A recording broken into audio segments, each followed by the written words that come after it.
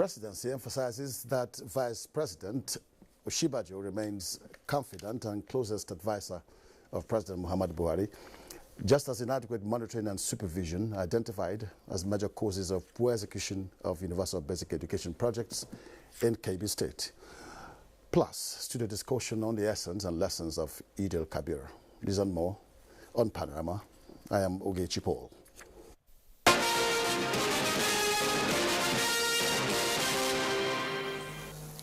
You're welcome. The presidency has emphasized that the vice president remains the confidant and the closest advisor to the president and has attended all the president's engagements all through the week with the exception of 2. This is in reaction to claims in some sections of the media that the vice president is being sidelined with the return of President Buhari. Musa Abubakar has details of the statement by the Senior Special Assistant to the President of Media and Publicity, Garba Shehu. In a statement signed by President's Senior Special Assistant on Media and Publicity, Garba Shehu indicates that alleging that President Buhari signs memos brought to him by government officials or so-called cabal without reading them immediately cast doubts on the credibility of the unnamed sources, adding that President Buhari is working day and night to steer Nigeria through trying times.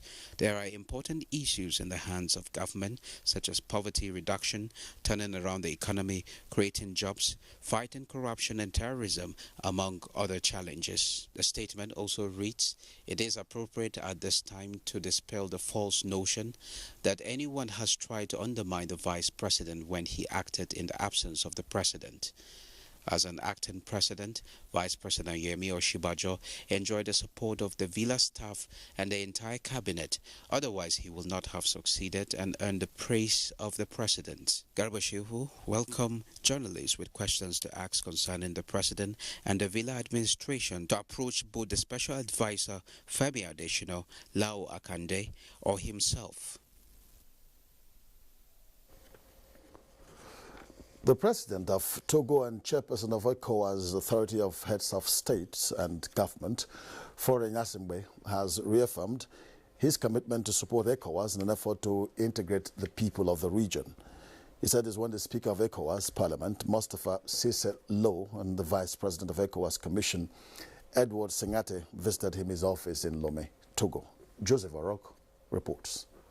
The visit, which was basically to thank the President of Togo for a warm reception of parliamentarians in Lomé for a seminar and extraordinary session of ECOWAS Parliament, afforded the ECOWAS top officers an opportunity to share some critical issues for the development of the sub-region with the Chairperson of ECOWAS, Authority of Heads of State and Government. So it was basically to brief him on what we have achieved so far and what we intend to do next. President Asingbe lauded the parliamentarians for a successful event in Togo and urged them to continue to work towards a more united, peaceful and secure West Africa. He reassured the delegation of his resolve to support them to effectively apply the reforms in the institution of the ECOWAS. In Lomé, Togo, Joseph Orok, NTA News.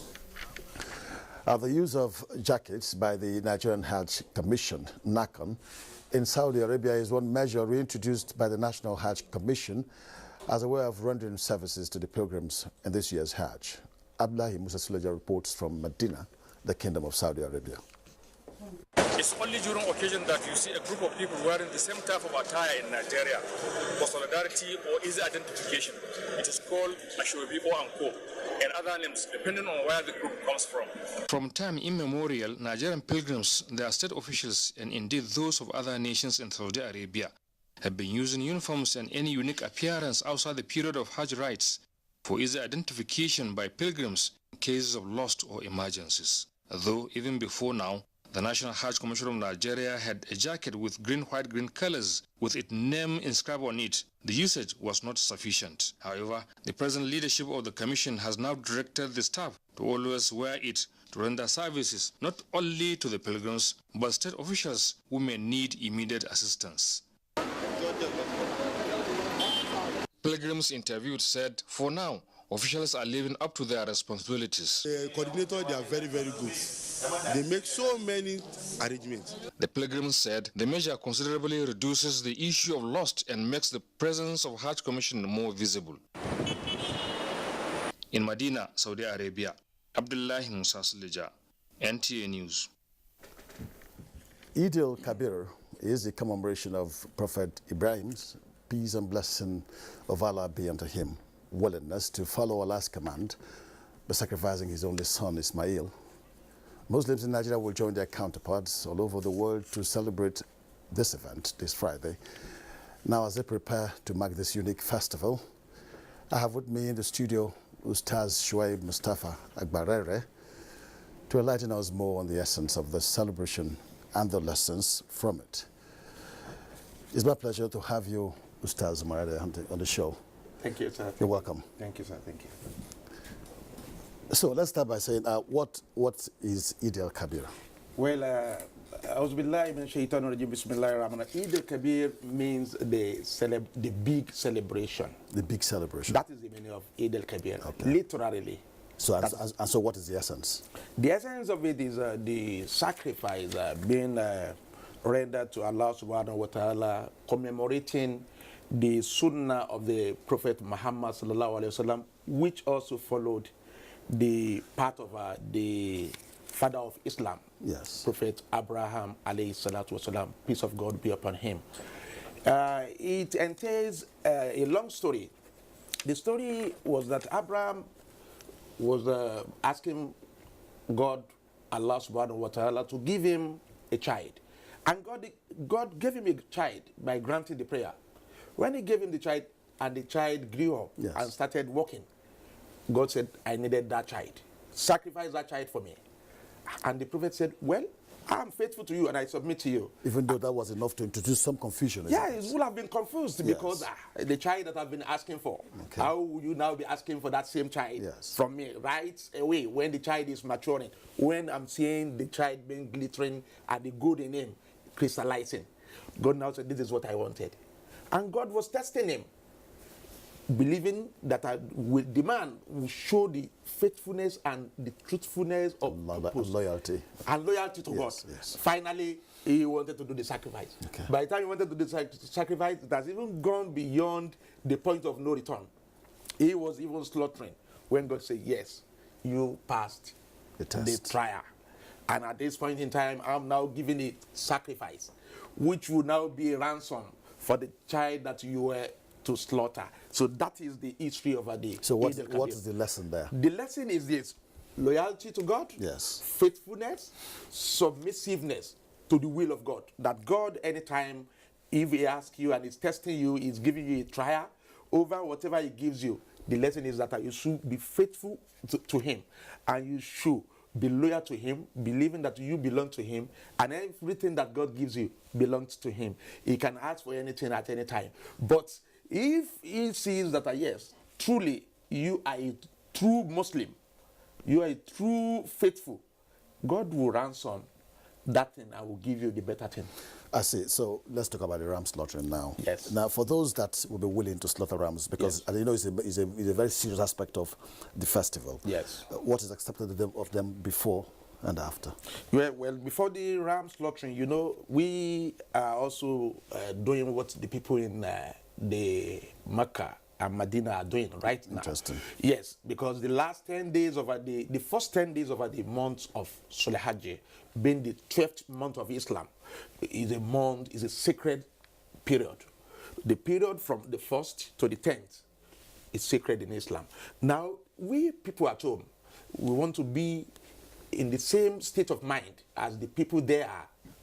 Purity, offer your prayer, do sadaqah, that is alms giving. Okay. Then on the people are saying that, yeah, you shouldn't cut your nail, you shouldn't, or you should shave your hair. No. That one, insofar you are not in the state of ihram, in Hajj. Okay. Who are also, you know, in that place, you wear ihram.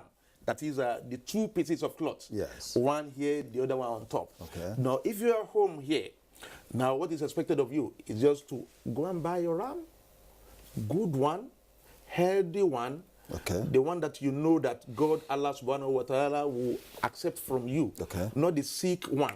People will go and get the sick one, or the camel, or the cattle that is deformed in terms of the facial look, in terms of the head status. Of course, you don't need anything that is vitiated for God. You need something that is in perfect You state. need something that is perfect. Okay. You have the intention that you are doing this to God, for God to ransom all your trials and for Him to accept this from you. Now, on the night, which is Thursday now, night of Hajj, that is the day before. Okay. We prepare ourselves for the day. Get your family ready. If you want to get the sacrificial lamb, I'm talking of the cattle, oxes, and camel, anyone that you choose.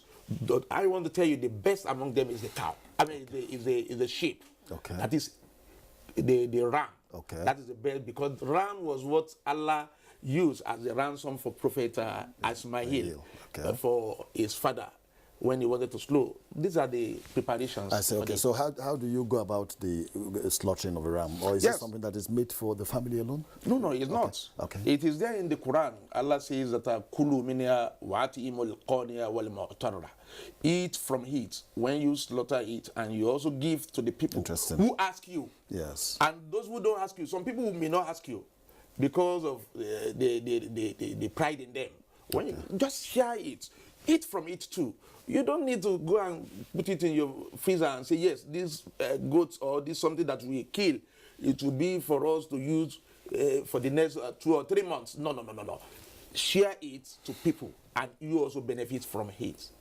Thank you. Now, this practice of sharing, has it got any lesson embedded in it? Yes. Especially for a country like ours. The lesson embedded in it is that you give out to people. You don't conceal. You don't let it be only for your own purpose or for your own use alone.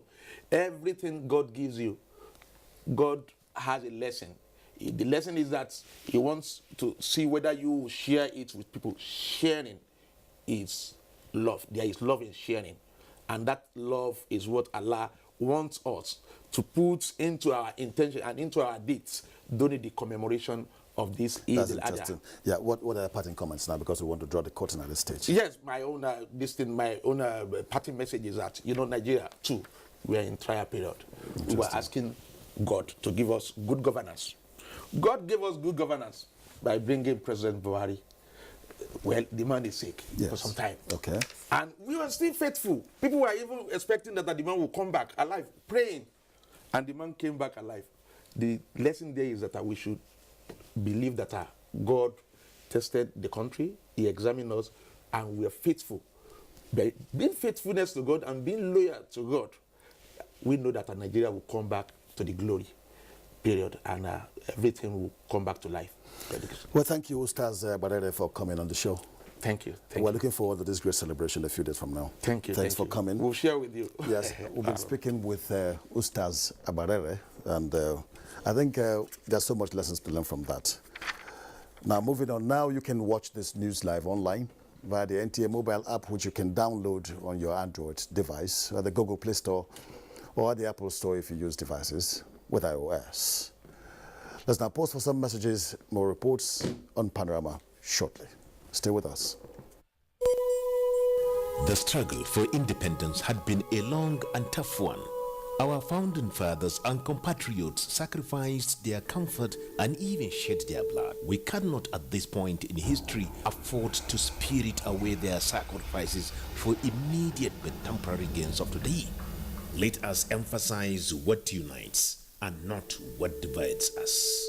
Working for the unity of purpose with a stronger vision for a better tomorrow. NTA, growing with the nation. Together, no matter where you come from, no matter your religion, we are one. Let's live together. Let's stop fighting each other. Let us live as one.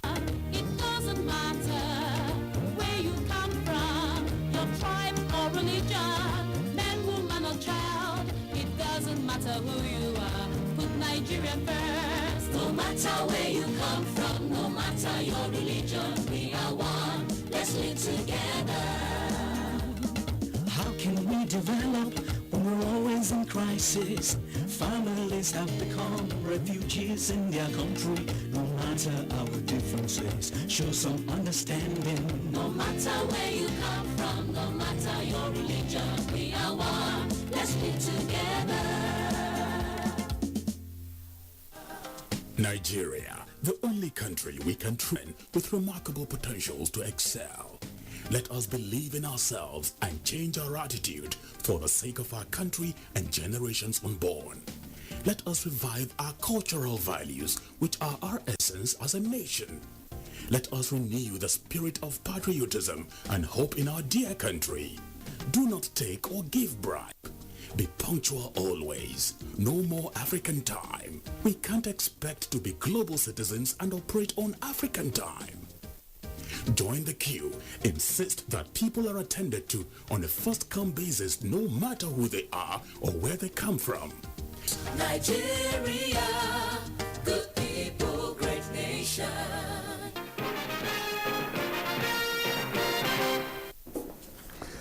Welcome back. The House of Representatives Committee on Basic Education has identified inadequate monitoring and supervision as the major causes of poor execution of universal basic education projects in Kebbi State. This was part of the observation of the committee when it inspected UBA projects in 21 primary schools in the state. Ignatius Nkwo was part of the team and now reports. Between 2005 to date, Kebbi State is said to have assessed 10.1 billion naira from the Universal Basic Education Fund. But what the Committee on Basic Education found out while on a 3-day inspection tour to the state is not satisfactory. I have my own reservation about some contractors because, like I pointed out yesterday, by the name of certain or some of these companies and maybe the articles of memoranda of some of these companies by registration with CAC, they don't have any business with construction.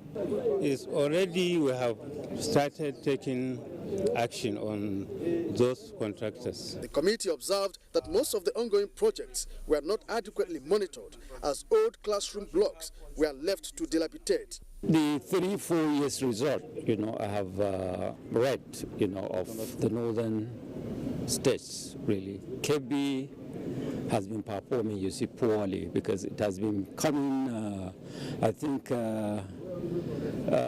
32nd.